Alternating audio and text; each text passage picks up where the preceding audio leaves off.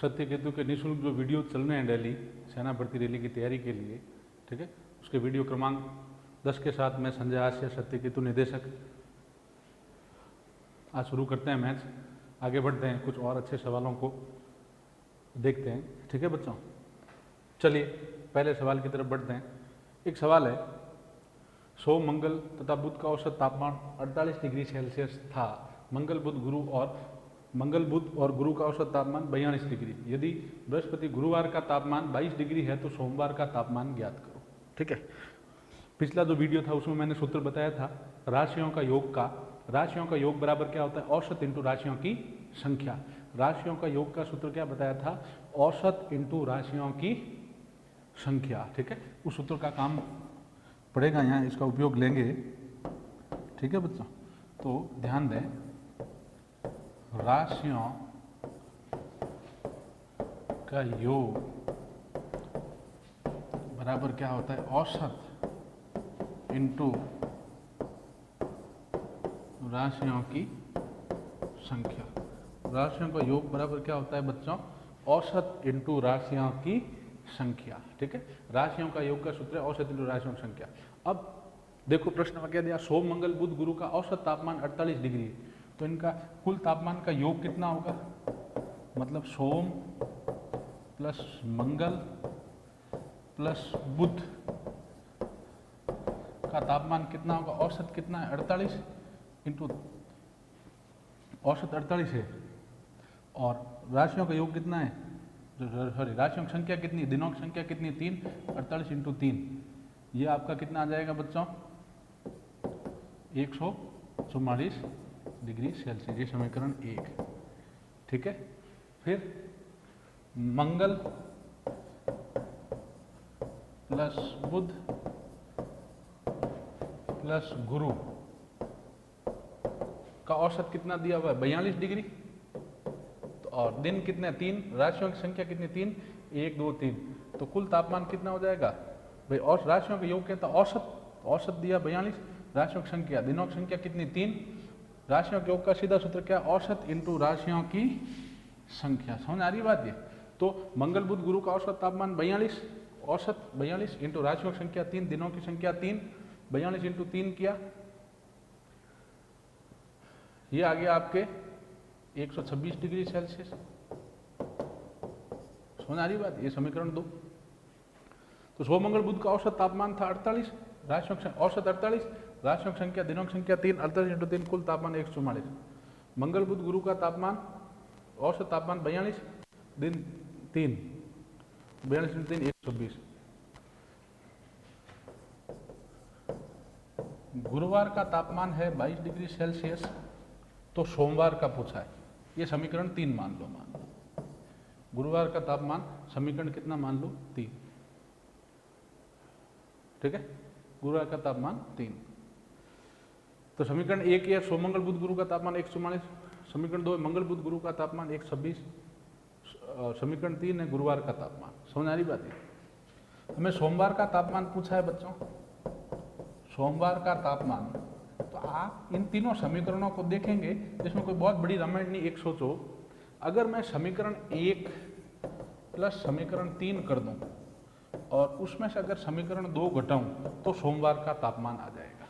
समीकरण 1 ध्यान से देखें, समीकरण 1 ये मतलब सोम मंगल और बुध, सोम मंगल और जो बुध है इसमें से अगर ये गुरुवार तापमान जोड़ दूं तो ये हो जाएगा समीकरण 1 प्लस समीकरण 3। समीकरण 3 मतलब गुरुवार का तापमान 22 डिग्री, समीकरण 1 मतलब सोम मंगल और बुध, तो सोमवार का तापमान क्या हो जाएगा, सोम मंगल बुध, समीकरण 1 प्लस समीकरण 3 गुरुवार का तापमान 1 प्लस 3 माइनस समीकरण 2। अब अगर समीकरण 1 प्लस समीकरण 3 देखो, मतलब सोम मंगल बुध गुरु, इसमें से अगर ये समीकरण 2 घटाऊं, सोम मंगल बुध गुरु में से अगर समीकरण 2 मंगल बुध गुरु घटाऊं, सोम मंगल बुध गुरु में से अगर मंगल बुध गुरु घटाऊं ये समीकरण 2, तो अपना आप ही सोमवार का तापमान शेष रहेगा, वो आएगा कि नहीं आएगा बच्चों, ठीक है। तो वो कितना आ जाएगा, समीकरण 1 कितना है बच्चों, 144 प्लस समीकरण 3 कितना है 22 गुरुवार का तापमान, माइनस समीकरण 2 126, यह आ जाएगा 166 माइनस 126 बराबर 40 डिग्री सेल्सियस। क्या किसी को कोई डाउट है बच्चों? इसमें किसी को कोई समस्या? सॉरी, माफ कीजिएगा, वापिस इस सवाल को बता देता हूँ। राशियों का योग का सूत्र होता है बच्चों औसत इंटू राशियों की संख्या। सोमंगल बुध का औसत तापमान 48 दिया तो सोमंगल बुध का कुल तापमान कितना हो जाएगा? औसत 48 है, दिनों की संख्या 3 है, 48 इंटू 3 144। मंगल बुध गुरु का औसत तापमान 42 है तो कुल तापमान 42 इंटू 3 126। गुरुवार का तापमान 22 डिग्री है, ठीक है। तो सोमवार का तापमान पूछा है, तो सोमवार के तापमान के लिए क्या करो, समीकरण 1 और समीकरण 3 को जोड़ लो। समीकरण 1 और 3 क्या हो जाएंगे? ध्यान से देखो, समीकरण 1 मतलब सोम मंगल और बुध, इसमें समीकरण 3 जोड़ोगे मतलब गुरु, मतलब समीकरण 1 प्लस 3 का मतलब है सोम मंगल बुध और गुरु। इसमें से अगर ये समीकरण 2 घटा दो, मंगल बुध गुरु, तो पीछे क्या रहेगा? सोमवार का तापमान 144 प्लस 22 माइनस 126, ये आ गया 40 डिग्री सेल्सियस। क्या किसी को कोई डाउट है इसमें? समझ आ रही बात की नहीं आ रही बच्चों? आगे चलें। अब 1200 का 12%, आसान सवाल है प्रतिशत का, लेकिन ध्यान दें, करते हैं इसको। कह रहा है 1200 का 12%, ठीक है। 1200 को तो 1200 लिख दिया बच्चों। का मतलब गुणा होता है, सदैव याद रखें। का मतलब क्या होता है बच्चों? गुणा। का मतलब सदैव गुणा होता है, का मतलब गुणा। अब 12 का 12 लिख दिया। प्रतिशत का चिन्ह दिया हुआ होता है तो चिन्ह हटा के बटे में 100 लिख देते हैं।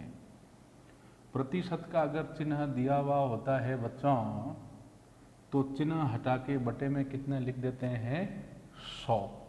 2 जीरो से 2 जीरो के 12 इंटू 12 कितना हो जाएगा? 144। समझ आ रही बात की नहीं आ रही? 1200 को 12% पूछा है तो 1200 को 1200, का मतलब गुणा तो गुणा, 12% तो 12 का 12, प्रतिशत का चिन्ह हटाए बटे में 100, 2 जीरो से 2 जीरो के 12 इंटू 12 144। अब ये 5%, 5% है, ठीक है। 5 का 5, प्रतिशत का चिन्ह हटाओगे बटे में कितना आएगा? 100। 5% है, प्रतिशत का चिन्ह हटाओ तो क्या हो गया? 5% का चिन्ह दिया हुआ है तो चिन्ह हटा के बटे में 100 लेते हैं, तो हो गया 5/100। 5 से काटा, 5 का भाग 5 में दिया 1 बार, 5 का भाग 100 में दिया 10 में गया 2 बार, 0 का 0, 1/20। समझ आ रही बात है? डी ऑप्शन इसका करेक्ट हो जाएगा। कोई डाउट है इसमें? आसान सा सवाल था। का मतलब सॉरी 5% का चिन्ह हटाया बटे में 100 आ गया 5/100। 5 से काटा, 5 में भाग दिया 5 का 1 बार, 100 में दिया 5 का भाग 10 में दिया, 10 में गया 2 बार, 0 0, 1/20। अगला सवाल 0.05%, 0.05%। अब इसमें ध्यान दें बच्चों, 0.05% है, मैंने बताया है 0.05। प्रतिशत का चिन्ह दिया है तो चिन्ह हटा के बटे में कितना लेते हैं? 100। प्रतिशत का चिन्ह दिया हुआ होता है तो चिन्ह हटा के बटे में कितना लेते हैं? 100। 100 बटे में ले लिया। अब बटे में जब 100 होता है, याद रखना बच्चों, बटे में 100 है तो कितने जीरो है? 2। 2 जीरो है तो भाग में पॉइंट उधर जाता है, गुणा है तो पॉइंट इधर आता है। अभी मैं इस सवाल के बाद डिटेल बता दूंगा इस चीज़ के बारे में, अभी समझें केवल इतना। भाग में पॉइंट उधर खिसकता है, कितने अंक? जितने की बटा वाली संख्या में 0 है। गुणा में पॉइंट इधर खिसकता है मेरी तरफ, भाग में पॉइंट उधर जाता है। कितने अंक जाता है? जितने की उस गुणा या भाग में 0 है। तो इस बटे में जो भाग में है 0 कितने हैं? 2। इसमें 0 कितने हैं बच्चों? 2। तो पॉइंट 2, अच्छा भाग में पॉइंट उधर जाता है, कितने अंक जाएगा? जितने 0, 2 0 है, 2 अंक उधर जाएगा। तो ध्यान दें, ये यहाँ पॉइंट है, ये 2 अंक उधर जाएगा। अब 2 अंक नहीं है तो 2 0 लगाएंगे। ये यहाँ पॉइंट था, देख लो। अब 2 अंक ले जाना है, कितने? 2 0 है इसलिए 2 अंक ले जाएंगे। अगर यहाँ पे 3 0 होते नीचे तो 3 अंक उधर जाता। यहाँ 10 अंक होते, 10 अंक उधर जाता। यहाँ 7 अंक होते, 7 अंक उधर जाता। समझ आ रही बात? भाग में उधर जाता है, गुणा में इधर आता है। कितने अंक? जितने उसके गुणा या भाग में संख्या जो गुणा में है उसके 0 कितने हैं उसके आगे। इसमें 2 0 है, भाग में पॉइंट उधर जाता है, 2 0 है तो 2 अंक उधर जाएगा, 2 अंक उधर जाएगा। यहाँ पॉइंट है, ये 2 अंक जाना है, 2 अंक नहीं है तो 2 0 ले लो, अंक नहीं होते तो 0 लेते हैं, 2 0 ले ली। अब यही पॉइंट यहाँ से यहाँ 2 अंक बाद यहाँ के, अब पॉइंट के आगे भले 0 लगाओ, कोई मान में परिवर्तन नहीं होता है। इसका आंसर हो जाएगा ए फॉर एप्पल। अब इसमें एक चीज़ ध्यान दें, मैं थोड़ा और विस्तार से, ये समझ आएगी बात ये, ठीक है। भाग में देखो प्रतिशत का चिन्ह हटाया, बटे में 100 आया, 100 मतलब 2 जीरो, नीचे भाग में पॉइंट उधर जाता है, 2 जीरो है तो 2 अंक उधर जाएगा, तो यहाँ से 2 अंक जाएगा मतलब 2 अंक बाद यहाँ पॉइंट लगा 0.00005, ठीक है। अब मैं इसको भाग वाला पॉइंट कुछ और समझा देता हूँ विस्तार से। अगर मैं कहूँ 12.45 बटे 10, 12 पॉइंट, इसको 45 कभी नहीं पढ़ेंगे, इसको पढ़ेंगे 12.45, एक एक अंक पढ़ा जाता है, पूरी संख्या कभी नहीं पढ़ते, ऐसा नहीं पढ़ते 12.45, 12.45, समझ आ रही बात है। अब 12.45 है, बटे में 10 है, ठीक है। इस स्थिति में क्या होगा बच्चों, भाग में मैंने बताया अभी पहले, भाग में पॉइंट उधर खिसकता है क्योंकि भाग देने पे संख्या छोटी होगी, और अगर गुणा कर रहे हैं बच्चों तो गुणा में पॉइंट इधर आता है, इस तरह। भाग में पॉइंट उधर जाता है, गुणा में पॉइंट इधर आता है, समझ आ रही बात है। अब आप लोग ध्यान दें, अब 10 है, बटे में 10 है, 10 मतलब कितना जीरो है, 1, भाई बटे में 10 है मतलब कितना जीरो है, 1, बटे में 10 है मतलब 1 जीरो, 1 जीरो मतलब पॉइंट कितने अंक खिसकेगा, 1, भाग में पॉइंट किधर जाता है, उस तरफ, ये बटे में बटा कह दो तो ये भाग कह दो, एक ही बटे में है, और बटे में कितना है 10, 10 मतलब 1 जीरो, 1 जीरो पॉइंट उधर खिसकेगा, ये यहाँ पॉइंट था, एक अंक इधर खिसकेगा मतलब ये पॉइंट यहाँ आ जाएगा, समझ आ रही बात क्या नहीं आ रही, ठीक है। तो 1.245 हो जाएगा। यही अगर मान लो 12.45 बटे 1000 होता, ठीक है, तो यहाँ जीरो कितने हैं, 3, यहाँ नीचे बटे में है, ठीक है, जीरो कितने हैं, 3 है, तो अब भाग में है तो पॉइंट उधर जाएगा, भाग में पॉइंट उधर जाता है, कितने अंक जाएगा, जितने जीरो, जीरो यहाँ 3 है, 3 अंक उधर जाएगा, ये यहाँ पॉइंट है, 3 अंक उधर जाएगा, 3 अंक उधर जाएगा, समझ आ रही बात, 3 अंक उधर जाएगा, तो 1 2, तीसरा अंक नहीं है तो तीसरा जीरो ले लें, यहाँ पॉइंट था तो ये 3 जीरो है, यहाँ देखो भाग में पॉइंट उधर जाता है, यहाँ बटे में 3 जीरो है तो पॉइंट 3 अंक उस उधर खिसकेगा, बटे में 3 जीरो है तो पॉइंट 3 अंक उधर खिसकेगा, यहाँ से 1 2, तीसरा अंक नहीं है तो क्या ले लोगे, जीरो, अंक नहीं होता जीरो लेते, फिर यहाँ पॉइंट आ गया, अब पॉइंट के आगे भले जीरो लगा लो, समझ आ रही बात कि नहीं आ रही बच्चों,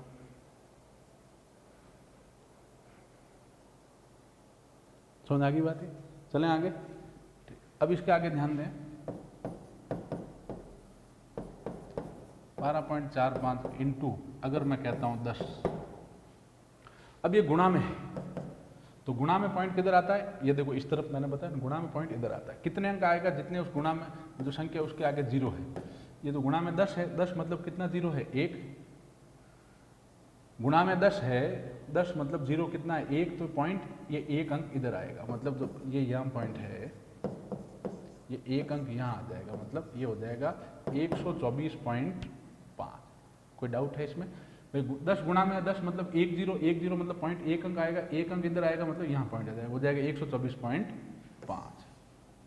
उसी प्रकार अगर 12.45 मतलब माफ कीजिएगा 12.45 है इंटू अगर इसको 1000 करते हैं, ठीक है, तो ध्यान दीजिएगा यहाँ पॉइंट है, ये जीरो कितना यहाँ पे 3, यहाँ जीरो कितने हैं 3, पॉइंट 3 अंक इधर खिसकेगा, जितने जीरो होते हैं गुणा में पॉइंट इधर जाता है, भाग में उधर जाता है, जितने जीरो है उतने अंक, 3 जीरो यहाँ गुणा में है, पॉइंट इधर आएगा, कितने अंक आएगा 3 अंक, 3 अंक आएगा, तो यहाँ से 1 अंक 2 अंक, अंक तो 2 ही हुआ अभी, तीसरा अंक नियत क्या लगा देंगे जीरो, फिर पॉइंट के बाद भले जीरो लगा दो, तो हो गया 12,450। भाई चाहे इधर जाओ चाहे इधर आओ, समझ आ रही बात, अगर आपको जितने अंक जाना उतने अंक नहीं है, मान लो कम पड़ रहे हैं कुछ अंक, तो उतने क्या ले सकते हो, जीरो, उतने क्या ले सकते हैं आप लोग बच्चों, जीरो। क्या कोई डाउट है इसमें, समझ आ रही बात, ये भाग में पॉइंट उधर जाता है, गुणा में पॉइंट इधर आता है, कितने अंक इधर या उधर जाएगा बच्चों, जितने की भाग या गुणा में जो संख्या है उसके आगे जीरो है, 1 जीरो तो 1 अंक इधर उधर जाएगा, 2 अंक है तो 2 अंक, 3 अंक है तो 3, समझ आ रही बात, ये आगे चले। आगे है 600 का 18%। ये तो इस टाइप का सवाल करा है। 600 का 18%। 600 का मतलब गुणा। अच्छा, अब 18% है, का मतलब गुणा होता है, 18% है। मैंने बताया था अभी पिछले सवालों में भी, प्रतिशत का चिन्ह दिया होता है तो चिन्ह हटा के बटे में कितना लेते हैं 100। 2 जीरो से 2 जीरो गए, 18.90, 18 छगड़ी 108 आपका आंसर। इसमें डी ऑप्शन आपका करेक्ट होगा। समझ आ रही बात? चलें आगे। अगला प्रश्न है बच्चों, 2400 का 12% का 5%। तो क्या करेंगे आप? 2400 का मतलब गुणा, 12% मतलब 12% का मतलब प्रतिशत का चिन्ह दिया, मतलब चिन्ह हटा के बटे में कितना लोगे 100।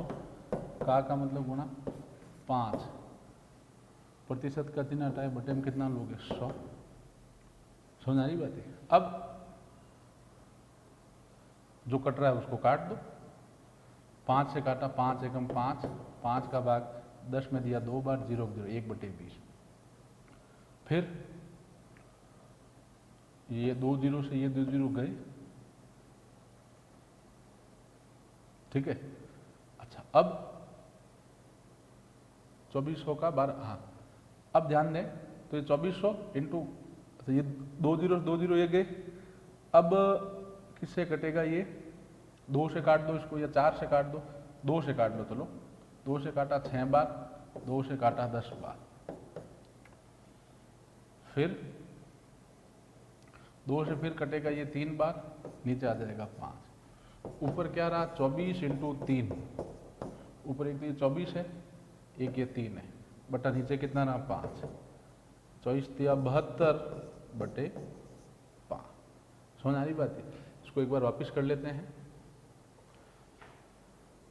ठीक है। 72/5 पॉइंटों में आ सकता कोई नहीं। अगर ये 24,000 होता तो पॉइंटों में नहीं आता, लेकिन 2400 है, पॉइंटों में आ रहा, कोई दिक्कत नहीं, ठीक है। और मेरे ऑप्शन के हिसाब से 24,000 होता, ऑप्शन के हिसाब से कितना होता? 24,000, ठीक है। हालांकि 2400 है तो पॉइंटों में लिया उत्तर, उसमें कोई दिक्कत नहीं है। तो ध्यान दें, अगर यहाँ 24,000 होता तो ये 24 होता, यहाँ 1 जीरो और होता। समझ आ रही बात? इसको मैं एक बार वापस समझा देता हूँ। काटना, ध्यान दें, 2400 है तो अगर एग्जाम में तो 2400 से पॉइंटों में भी उत्तर आ सकता है, लेकिन यहाँ ऑप्शन मैच नहीं करेंगे इसलिए कह रहा हूँ। तो 24,000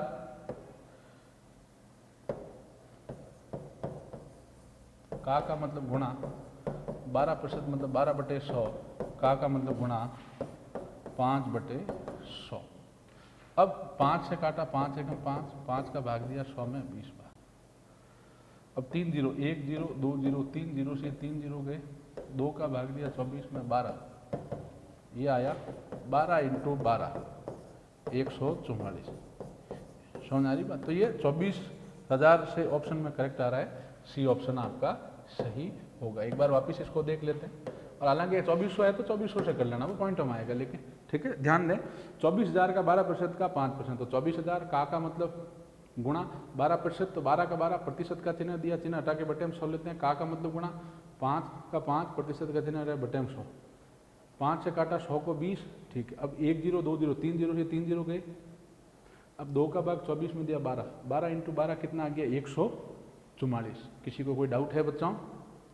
चलें आगे, ठीक है। अगला प्रश्न, उस न्यूनतम संख्या को बताएं जिससे 512 में भाग देने पर प्राप्त भागफल पूर्ण वर्ग हो। भाग देने पे तो भैया पूर्ण वर्ग संख्या जो है, वर्ग संख्या में सभी संख्याएं कितने के जोड़े में होती है? 2 के।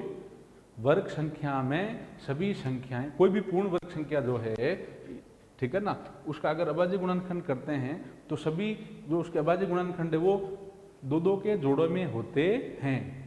और अगर घन संख्या है तो 3 के जोड़े में। वर्ग संख्या तो 2 के जोड़े में होते हैं बच्चों, और घन संख्या है तो 3 के जोड़े में होते हैं। वर्ग संख्या की स्थिति में 2 के जोड़े में, घन संख्या की स्थिति में 3 के जोड़े में होते हैं। चलो इसका अभाज्य गुणनखंड करते हैं। सबसे पहले 512 है, अभाज्य गुणनखंड करते हैं। इकाई अंक पे 2 है, 2 का भाग जाएगा। जिस संख्या का इकाई अंक मतलब पीछे से पहला अंक 0, 2, 4, 6, 8 और उसमें 2 का भाग पूरा पूरा जाता है। 2 का भाग 5 में दिया 2 बार, 2 दूनी 4, 5 में 4 घटाए पीछे 1 हो गया 11, 11 में 2 का भाग दिया 5 बार, 2 पंजे 10, 11 में 10 घटाए पीछे रहा 1 हो गया 12, 12 में 2 का भाग दिया 6 बार, फिर 2 का भाग दिया, 2 का भाग 2 में 1 बार, 2 का भाग 5 में 2 बार, 2 दूनी 4, 5 में 4 घटाए पीछे रहा 1 हो गया 16, 16 में 2 का भाग 8 बार, फिर 2 का भाग दिया, 12 में गया 6 बार, 8 में गया 4 बार, 64, 64 में 2 का भाग दिया 32। ठीक है, अब यहाँ कर लेता हूँ मैं, 32 में 2 का भाग दिया 16,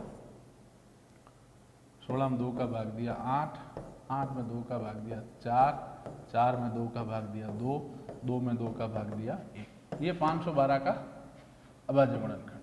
512 का अभाज्य गुणनखंड क्या आ गया बच्चों? 2 कितनी बार है? 1, 2, 3, 4, 5, 6, 7, 8, 9, 2 इंटू 2 इंटू 2,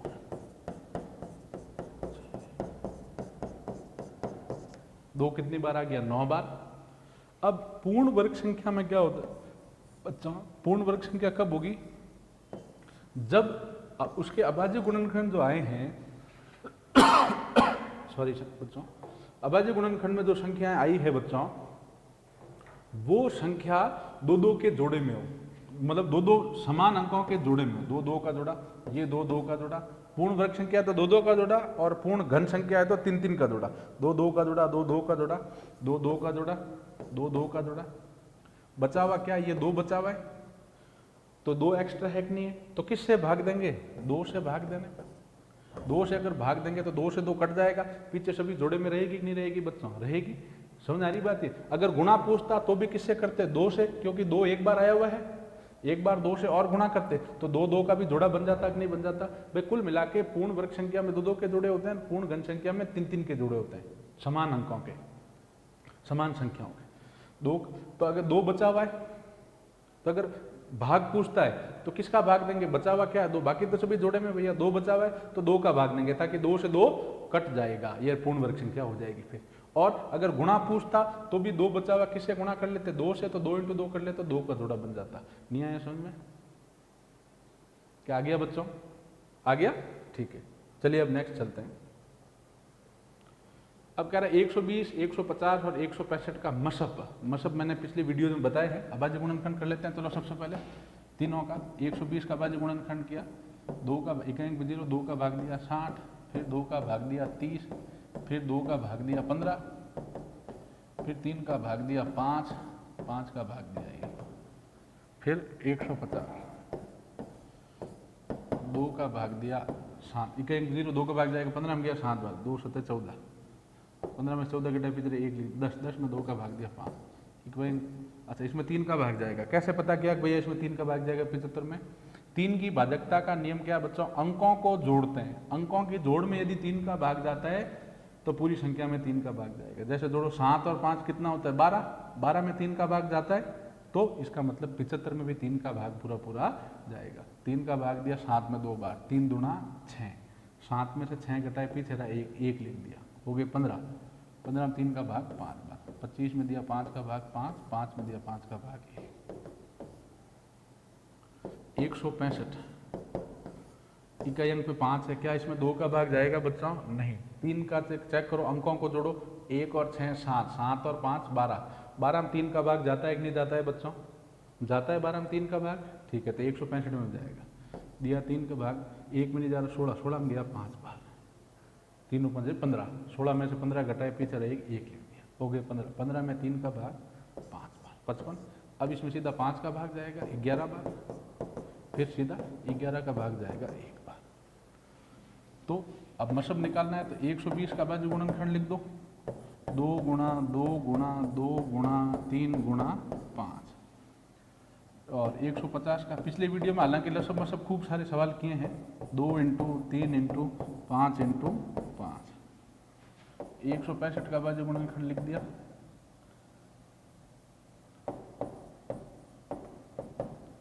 3 इंटू 5 इंटू 11। कोई डाउट है इसमें? ठीक है, ये सब हमने अभाज्य गुणनखंड लिख दिया। अब हमें मसब ज्ञात करने का कह रहा है। मुझे बताओ, मैंने पिछले वीडियो में बताया बच्चों, मसब संख्याओं से छोटा होता है या बड़ा होता है? मसब संख्याओं से कैसा होता है? छोटा। लसब सदैव संख्याओं से बड़ा होता है, और मसब जो है, जो पूछ रहा है, वो संख्याओं से कैसा होता है? छोटा। अब मसब संख्याओं से छोटा होता है तो छोटी संख्या प्राप्त करने के लिए ज़्यादा से ज़्यादा लेके गुणा करेंगे या कम से कम? कम से कम लेंगे बच्चों। छोटी संख्या अगर प्राप्त करनी है हम लोगों को, अगर हम लोगों को छोटी संख्या प्राप्त करनी है तो ज़्यादा से ज़्यादा लेके गुणा करेंगे या कम से कम? कम से कम लेके गुणा करेंगे बच्चों। ठीक है, तो कम से कम लेके इसमें गुणा करो। 2 पहली लाइन में कितनी बार है बच्चों? 2 पहली लाइन में कितनी बार है? 3 बार। 1 2 3। ठीक है। दूसरी लाइन में देखो 2 कितनी बार है? 1 बार। ठीक है। तीसरी लाइन में 2 कितनी बार है? नहीं है, मतलब कितनी बार है? 0 बार। पहली लाइन में कितनी बार है? 3 बार। दूसरी लाइन में 2 कितनी बार है? 1 बार। तीसरी लाइन में 2 कितनी बार है? 0 बार। इसका मतलब 2 को लेने की आवश्यकता नहीं, कम से कम लेना है 2। तीसरी लाइन में 0 बार है, 0 बार लेना मतलब लेने की आवश्यकता 2 को नहीं है। 3 को देखते हैं। 3 पहली लाइन में कितनी बार है? 1 बार। दूसरी लाइन में 3 कितनी बार है? 1 बार। तीसरी लाइन में 3 कितनी बार है? 1 बार। तो कम से कम कितनी बार हुई? 1 बार। 3 ले लिया। अब 5 पहली लाइन में 1 बार, 5 दूसरी लाइन में 2 बार, 5 तीसरी लाइन में 1 बार। तो 1 बार, 2 बार, 1 बार, कम से कम कितनी बार हुआ? 1 बार। अब 11, इसमें 0 बार, इस दूसरी लाइन में 0 बार, तीसरी लाइन में 1 बार। तो 0 बार, 0 बार, 1 बार, कम से कम कितनी बार हुआ? 0 बार। लेने की आवश्यकता नहीं है। मसब कितना हो गया? 15। अच्छा, आप लोग ऑप्शन से भी चेक कर सकते हैं। मसब की खासियत होती है, मसब का भाग दी गई संख्याओं में जाता है। आप ऑप्शन से ही चेक कर सकते हैं। देखो 2 का भाग 120 में जाएगा, 150 में जाएगा, 165 में नहीं जाएगा, तो 2 मसब नहीं होगा। 2 आपका मसब नहीं होगा। 10 का भाग 120 में जाएगा, 150 में जाएगा, 165 में नहीं जाएगा। मैंने बताया था मसब का भाग सदैव दी गई संख्याओं में जाता है। 2 का भाग सब में नहीं जा रहा, ये नहीं होगा। 10 का भाग सब में नहीं जा रहा, ये नहीं होगा। 15 का भाग 120 में जाएगा, 150 में जाएगा, 165 में, तीनों में जाएगा। तो ये सही है। समझ आ रही बात है? और ये 5 नहीं होगा क्योंकि बड़ी संख्या होती है, बड़ी से बड़ी संख्या जिसका भाग जाता है 15। और इसका आप चेक कर सकते हो, जो मसब निकाला वो करेक्ट है कि नहीं बच्चों। तो आप कैसे चेक करेंगे? इस 15 का भाग इन तीनों में दो। 15 का भाग 120 में भी जाएगा, 150 में जाएगा, 165, तीनों में पूरा जाएगा। समझ आ रही बात? तो इन संख्याओं का मसब निकालना है, लसब निकालना चाहिए। मसब मैंने पिछले वीडियो में बताया, अबाजी गुणनखंड कर लो, लिख दो। लसब निकालना है, लसब संख्याओं से बड़ा होता है तो ज़्यादा लेके गुणा करोगे तो लसब आ जाएगा। और मसब निकालना, मसब संख्याओं छोटा होता है तो कम से कम कितनी बार है वो लेके गुणा करेंगे तो मसब आ जाएगा। अब है बच्चों अगला सवाल, ध्यान दें। अगला सवाल है 125% को 10 पलों में प्रकट करें। 125%। अब आप कहोगे साहब पहली चीज तो 125% कैसे होता है साहब? आज दिन तक किसी बच्चे का हमने तो 100 से ज़्यादा प्रतिशत नहीं देखे। 98, 97, 95 आ जाते हैं मान लो। 125 कैसे? नहीं, प्रतिशत 100 से ज़्यादा भी जाता है, ये हमेशा याद रखें। परीक्षाओं में हाँ, जो पूर्णांक में से प्राप्तांक आते हैं वो तो 100 से ज़्यादा नहीं जाते, क्योंकि 500 में से 500 से ज़्यादा अंक थोड़ी आते हैं। 500 में से तो 500 से कम ही अंक आएंगे। तो जो प्राप्तांकों का प्रतिशत निकालते हैं परीक्षा में कितने अंक है उसका, तब तो 100 के अंदर रहता है। लेकिन अगर किसी की तनख्वाह मान लो पहले 10,000 थी, अब 50,000 होगी, तो कैसे अब कितने प्रतिशत की बढ़ोतरी हुई? तो 400% हुई कि नहीं हुई बच्चों? तो प्रतिशत 100 से भी ज़्यादा जाता है। तो 125% है, 125% है। प्रतिशत का चिन्ह हटाओगे, बटे में कितना लोगे? 100। मैंने बताया प्रतिशत का चिन्ह होता है तो चिन्ह हटा के बटे में 100 लेते हैं। अब बटे में 100 है मतलब कितने जीरो है बच्चों? 2। बटे में 100 मतलब कितने जीरो है? 2। ठीक है, 2 जीरो है। मैंने बताया था बटे या भाग में होता है। ठीक है, यहाँ पॉइंट कहीं नहीं है तो यहाँ लास्ट में मानते हैं बच्चों। पॉइंट कहीं नहीं है तो यहाँ लास्ट में मानते हैं। बटे में है, भाग में है, भाग में है तो पॉइंट उधर जाता है। गुणा में पॉइंट इधर आता है, भाग में पॉइंट उधर जाता है। कितने अंक जाएगा? जितने जीरो है। भाग में देखो बटे में कितने जीरो है बच्चों? 2। बटे में कितने जीरो है बच्चों? 2 जीरो। 2 अंक उधर जाएगा, तो ये हो जाएगा 1.25। समझ आया कि नहीं आया बच्चों? आंसर हो जाएगा बी फॉर बॉय। चलें आगे। प्रतिशत का चिन्ह हटाया, बटे में आ गया 100। 100 बटे में आया तो मैंने बताया तो पॉइंट कहीं नहीं, यहाँ मानते हैं लास्ट में।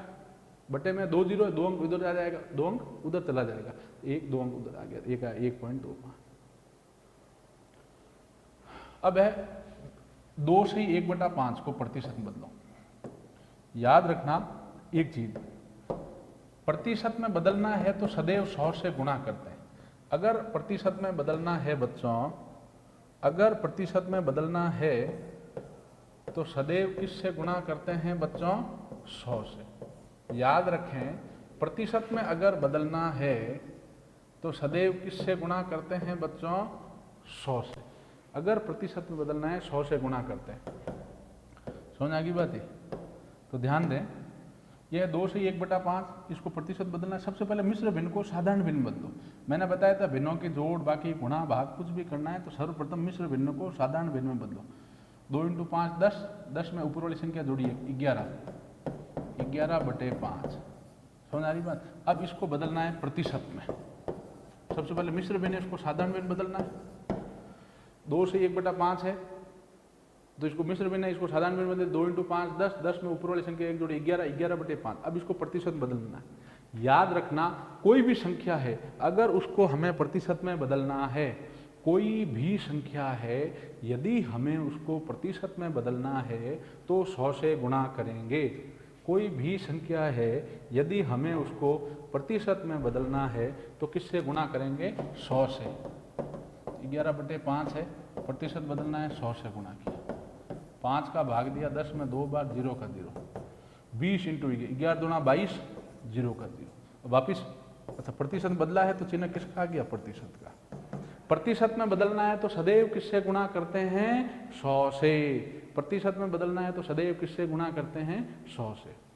कोई डाउट है? तो पहले मिश्र भिन्न थी, इसको साधारण भिन्न, भिन्नों की जोड़, बाकी गुणा, भाग, सरलीकरण कुछ भी करना है, मिश्र भिन्न को साधारण भिन्न में बदलना है। तिरछा गुणा किया, 2 से 1/5 भिन्न थी, तिरछा गुणा किया। 2 × 5 10, 10 में ऊपर वाली संख्या जोड़ी 11, 11/5। अब इसको प्रतिशत बदलना है, प्रतिशत बदलना है 100 से गुणा करना है। 11/5 × 100, 5 का भाग 100 में दिया 20, 20 × 11 220%। अब एक सवाल है, ये आसान लेकिन बड़ा इंपॉर्टेंट सवाल है। इसकी एक ट्रिक है, वो याद रखना। कह रहा है एक आयत की लंबाई में 10% की वृद्धि करने तथा चौड़ाई में 10% की कमी करने पर आयत के क्षेत्रफल में कितने प्रतिशत की वृद्धि अथवा कमी होगी? इसमें एक फिक्स ट्रिक याद रखना। एक पुरानी स्थिति माननी है। प्रतिशत के सवाल में सदैव 100 मानते हैं। याद रखना, बाकी कोई भी चैप्टर हो उसमें कोई चीज़ ज्ञात करनी है तो उसको x मानते हैं। भाई राम की उम्र ज्ञात कीजिए तो हम कहेंगे माना कि राम की उम्र बराबर x। कहेंगे कि भाई सीता की उम्र ज्ञात कीजिए, सीता की उम्र बराबर x। समझ आ रही बात है? बाकी कोई भी चीज़ है उसमें x मानते हैं, ठीक है। लेकिन प्रतिशत में सदैव कोई चीज़ ज्ञात करनी है तो उसको कितना मानेंगे? 100, ठीक है। तो पहले पुरानी स्थिति में आयत की बात कर रहा है, इसकी लंबाई भी कितनी मान लो? 100, चौड़ाई भी कितनी मान लो? 100। तो लंबाई भी 100 मान ली, चौड़ाई भी 100 मान ली, तो क्षेत्रफल कितना होगा बच्चों इसका? क्षेत्रफल क्या होता है? लंबाई इंटू चौड़ाई, तो 100 × 100। क्षेत्रफल इसका कितना आ गया? 10,000। तो इसकी लंबाई भी 100 मान ली, चौड़ाई भी 100 मान ली, तो आयत का क्षेत्रफल क्या होता है? लंबाई इंटू चौड़ाई, 100 × 100 10,000।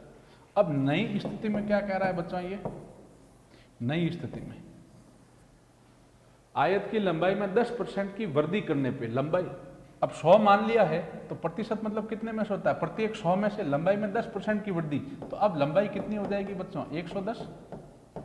भाई लंबाई हमने 100 ही मानी है तो कह रहा है 10% मतलब 100 पे 10 की वृद्धि, तो अब लंबाई कितनी हो जाएगी? 110।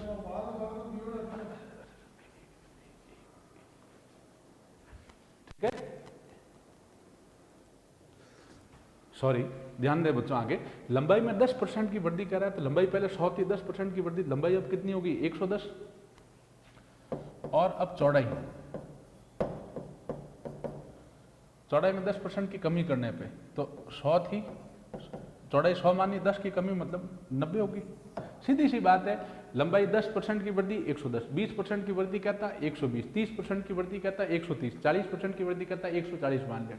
चौड़ाई 10% की कमी तो 90, 20% की कमी 80, 30% की कमी 70, 20% की वृद्धि 120।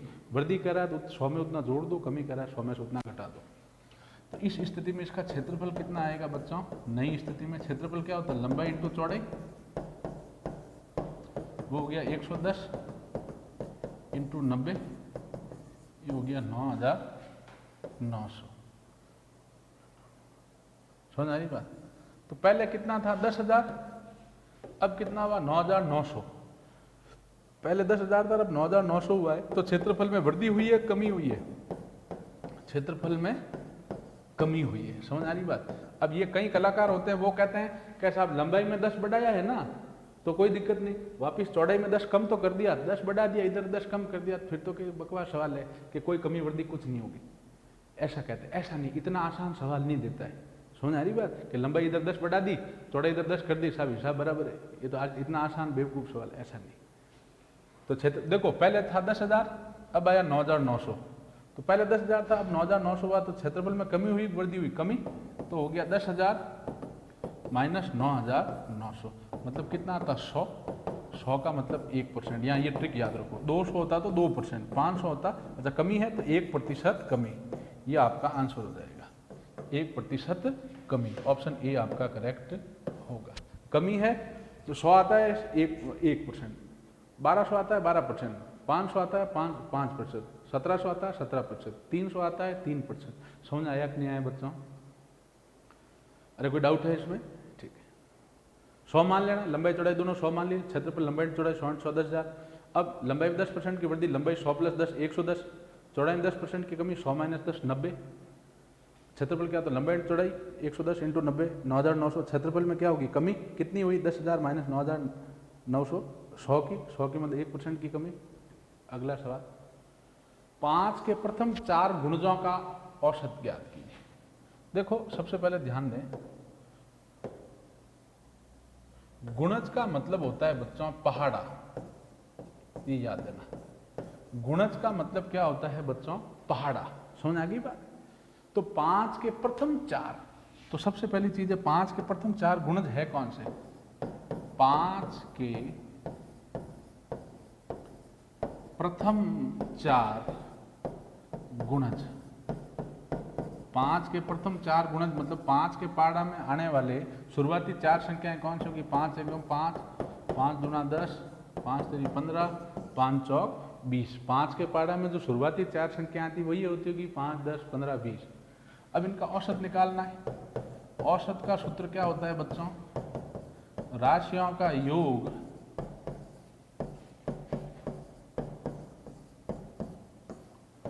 बटे राशियों की संख्या, यही होता है बच्चों। तो राशियों का योग करो 5 प्लस 10 प्लस 15 प्लस 20 बटे राशियों की संख्या कितनी है? 4। जोड़ो 50 बटे 4, 25 बटे 2, 12.5, 12.5 आपका आंसर होगा। कोई डाउट है इसमें? गुणज मतलब पहाड़ा, तो प्रथम 4 गुणज मतलब 5 एकम 5, 5 दूना 10, 5 तेरी 15, 5 चौक 20। इनका औसत जोड़ दिया, राशियों को बड़े राशियों की संख्या जोड़ा, 50 बटे 4, 2 से काटा, 25 बटे 2, 25 में 2 का भाग दिया 12.5। कोई डाउट है? अब है अगला सवाल, 1200 का कितना प्रतिशत, 1200 का कितना प्रतिशत 900 होगा? ठीक है, तो ध्यान दें भाई, जो चीज पूछी जाती है उसको x मानते हैं। 1200 का कितना प्रतिशत तो हमें नहीं पता, तो मैंने कहा भाई 1200 का x प्रतिशत जो है वो बराबर 900 है। हमें क्या पूछा है बच्चों कि भाई 1200 का जो है वो कितना प्रतिशत निकालें, 1200 का कितना प्रतिशत निकालें कि वो 900 आए। भाई 10% है, 20% है, 30% है, वो पूछ रहा है 1200 का कितना परसेंट लें कि वो 900 आए। तो क्या लिखेंगे, क्या करेंगे? x मान लिया, कितना परसेंट, तो भाई हमें नहीं पता, तो हमने कहा भाई x%। 1200 का कितना परसेंट कह रहा है, तो हमने कहा भाई 1200 का x%। तो 1200 का मतलब गुणा x का 1% का चिन्ह हटाए बटे में 100 बराबर 900। ले जाओ सबको उधर, का मतलब गुणा प्रतिशत का चिन्ह हटाए बटे में 100, x बराबर 900। अब इधर क्या होता है बच्चों, इधर जो बटे की चीज, बटा मतलब भाग होता है, भाग की चीज गुणा में जाती है, गुणा की चीज भाग में आती है। तो 100 बटे में है, ये तो 900 के गुणा में चला गया उधर, और जो 1200 गुणा में वो भाग में आ गया। समझ में आया कि नहीं आया बच्चों? x का मान निकालना, ले जाओ सबको उधर, 100 बटा मतलब भाग होता है, 100 बटे में वो इधर गुणा में चला गया, 1200 गुणा में वो भाग में आ गया। अब 2 जीरो से 2 जीरो गए, 3 का भाग दिया 9 में 3 बार, 3 का भाग 12 में दिया 4 बार। कोई डाउट है बच्चों? अब 4 का भाग, अच्छा 2 से काटो, 100 में दिया 2 का भाग 50, 2 का भाग 4 में दिया 2, फिर 2 से कटेगा 2 एकम 2, अब 2 का भाग 50 में दिया 25, तो हो क्या गया 3 इंटू 25 बराबर कितना आ गया भाई 75%। कि भाई 1200 का कितना प्रतिशत, कि भाई 75% होता है 900। हमें पूछा 1200 का कितना परसेंट, तो हमने कहा भाई प्रतिशत नहीं पता, जो चीज पूछे एक्स मानते हैं भाई 1200 का x प्रतिशत बराबर 900, तो 1200 का मतलब गुणा x प्रतिशत मतलब x बटे 100 बराबर 900। x का मान क्या आ जाएगा, ले जाओ सबको, तो 900 इंटू ये 100 बटे में भाग में गुणा में चला गया, 1200 गुणा में भाग में आ गया, 2 जीरो गए, फिर इसको काट दिया आया 75%। कोई डाउट है? अगला सवाल चलते हैं बच्चों। यह है समीकरण 4x प्लस 10, ऐसा समीकरण किया है 4x प्लस 10 बराबर 46 है x का मान। सबसे x का मान निकालना है, सबको ले जाओ उस तरफ, समझ आ रही बात ये? तो 4x बराबर क्या हो जाएगा, 10 प्लस का इधर आएगा माइनस का, 46 माइनस, सबसे पहले प्लस माइनस वाली संख्या को दूसरी तरफ लेके जाते हैं, तो ये 10 प्लस का इधर आया माइनस का, तो 4x बराबर 46 माइनस 10, तो 4x बराबर कितना हो गया 36। अब 4x, 4 और x के बीच में चिन्ह नहीं दिया तो चिन्ह गुणा का मानते हैं, 4 गुणा में है तो इस तरफ किस में आएगा, भाग में, बटा कह दो चाहे भाग कह दो एक ही बात है, बटा कहो चाहे भाग कहो एक ही बात है। x बराबर कितना आ जाएगा 9। आप चेक करके भी देख सकते हैं बच्चों ऑप्शन से, ये x 9 आया, चेक करो 9 रखो यहाँ पे, 4 और x के बीच में चिन्ह नहीं, चिन्ह गुणा का है, 9 रखो यहाँ, 9 चौक 36, 36 और 10 46 आ रहा है कि नहीं आ रहा है बच्चों, आ रहा है। x का मान का कोई भी सवाल है ऑप्शन रख के चेक कर सकते हो, 46 आ रहा है, आप ऐसे ऑप्शन रख के चेक कर सकते हो, चारों में से एक ऑप्शन में ही करेक्ट होगा। जैसे 8 उत्तर नहीं है क्योंकि उत्तर तो 9 है अपना, उत्तर कितना है अपना 9, समझ आ रही बात? तो 8 आप रखोगे तो नहीं आएगा, जैसे 8 रखो इसमें 8 चौक 32, 32 और 10 42 आएगा, लेकिन आना कितना चाहिए 46, तो ये नहीं होगा। जैसे 7 रखो, 7 चौक 28, कोष्ठ चिन्ह नहीं दिया गुणा का, 28 प्लस 10 38 नहीं आएगा। 6 रखो, 6 चौक 24, 24 और 10 34, ये भी नहीं आएगा। क्या किसी को डाउट है इसमें? समझ आया कि नहीं है बच्चों? आगे चलें आगे, आज यहीं तक। अब मैं सूत्र बताता हूं कुछ, 2 सूत्र, उनको हमें कंठस्थ करना है। पिछली बार आयत बता दिया था, समांतर चतुर्भुज बता दिया, अब है सम चतुर्भुज और समलंब चतुर्भुज का। रोज के 2 सूत्र लिखवाता हूं, उनको रटना है, याद करना है लिख लिख के, और जो सवाल कराता हूं उनको कॉपी पेन लेके हल करना है बच्चों। सम चतुर्भुज का क्षेत्रफल जो है वो बराबर होता है 1/2 इंटू विकर्णों का गुणनफल। सम चतुर्भुज का क्षेत्रफल बराबर क्या होता है 1/2 इंटू विकर्णों का गुणनफल, और समलंब चतुर्भुज जो है का क्षेत्रफल होता है बच्चों 1/2 इंटू समांतर भुजाओं का योग, 1/2 इंटू समांतर भुजाओं का योग इंटू ऊंचाई। समझ आ गई बात? और एक सूत्र और होता है, 3 दे देता हूं आज ताकि चतुर्भुज वाले सारे सूत्र हो जाएं। चतुर्भुज का क्षेत्रफल का एक सूत्र होता है बच्चों 1/2 इंटू विकर्ण इंटू विकर्ण पर डाले गए लंबों का योग।